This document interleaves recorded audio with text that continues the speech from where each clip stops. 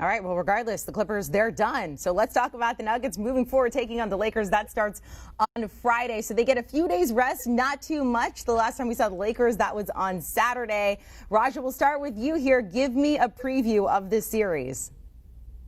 Yeah, it's going to be interesting, but ultimately I think the Lakers are going to be too much for Denver. I think there's some more natural matchups there where the Clippers didn't really have a great answer for Jokic. The Lakers are going to be able to send three bodies at him. They'll have Anthony Davis, they'll have JaVale McGee, they'll have Dwight Howard. So from a size perspective, there's going to be more body there to have to deal with Jokic. There's no real true matchup from the Denver's perspective on LeBron. That's going to be really, really difficult for them to contain. But it's going to boil down to whether, in my opinion, the Lakers can get point production and three-point shooting from some of those secondary type of players, whether they're going to get those guys to pitch in and support LeBron and AD, because I think they're going to be fantastic.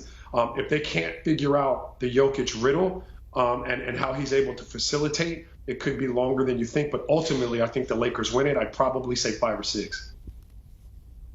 And I think Denver has to come out and put their foot on the gas early.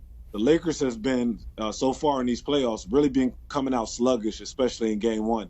So Denver is a very confident ball club. I believe that they got to play fast. They got to get up in transition. They got to get easy baskets, because I don't think they can beat the Los Angeles Lakers in a half-court game just on the simple fact, like Raja alluded to, is their size, their long, their length, with JaVale McGee. And then you got Anthony Davis down there.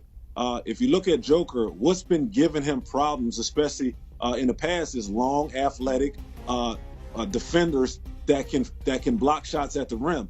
So for him, he doesn't play a lot off the ground, but his ability to pass the ball and play like that point forward type of big man, especially in transition.